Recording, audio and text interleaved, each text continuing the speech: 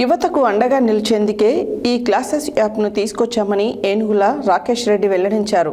నల్గొండ కేంద్రంలో BRS party ఆధ్వర్యంలో యువత కోసం కేసీఆర్ ప్రభుత్వం ఎన్నో కార్యక్రమాలు నిర్వహించడం జరిగిందని తెలిపారు. కేసీఆర్ హయాంలో లక్షలాది ఉద్యోగులకు నోటిఫికేషన్లు జారీ అయ్యాయని తెలిపారు.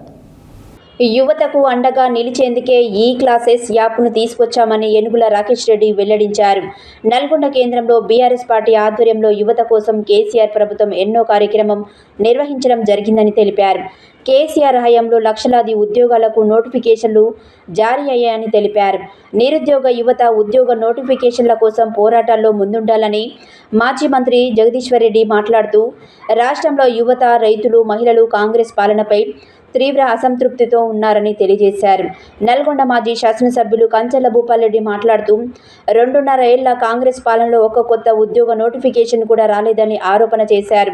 ఉద్యోగాల పేరుతో యువతను మోసం చేసి అధికారంలోకి వచ్చిన కాంగ్రెస్ ఇప్పుడు చేతులెత్తేసిందని విమర్శించారు.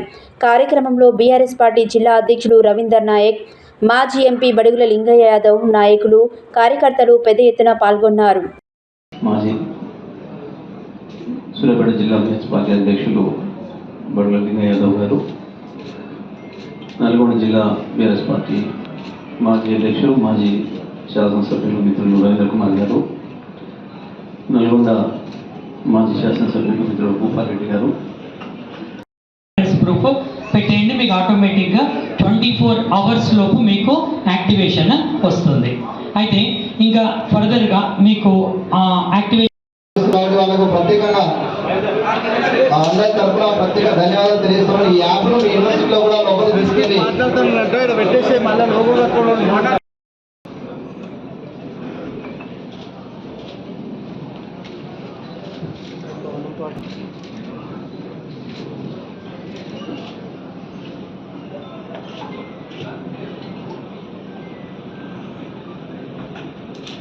జై తెలంగాణ చప్పట్లతో యాప్ లాంచ్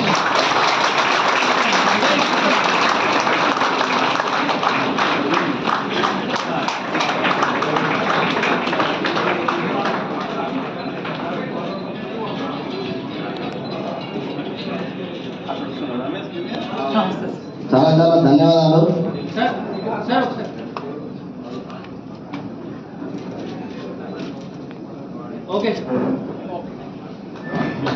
ఇయ్యదు కానీ మరి నిరుద్యోగులకు అన్ని అవకాశాలు తెలవక చాలామంది యువకులకు మరి మనం మన నోటిఫికేషన్లో పాల్గొనలేము. మరి కేంద్ర ప్రభుత్వానికి సంబంధించినవి కూడా విపరీతమైనటువంటి అవకాశాలు మరి ఈ యాప్ ద్వారా వాళ్ళందరూ కూడా తెలియపరిచి మరి ఈ అవకాశాన్ని అందరికి ఇస్తే వాళ్ళకు ఉద్యోగాలు వస్తాయి. మన కాన్సన్ట్రేషన్ మొత్తం కూడా సెంట్రల్ గవర్నమెంట్కి సంబంధించినటువంటి పోస్టులు కొట్టడానికి ఈ యాప్ని మరి మనము సిద్ధం చేసుకున్నటువంటి సందర్భాన్ని కూడా ఇక్కడ ఉన్నటువంటి యువతకు కూడా చెప్తా ఉన్నాం.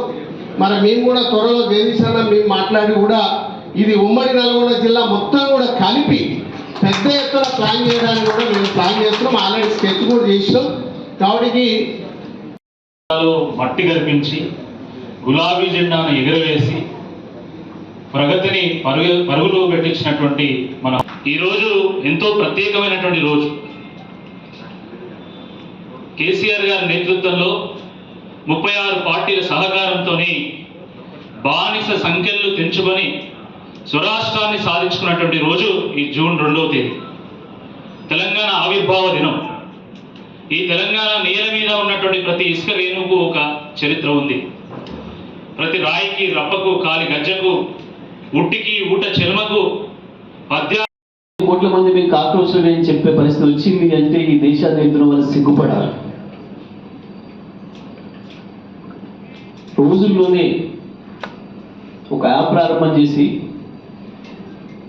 మమ్మల్ని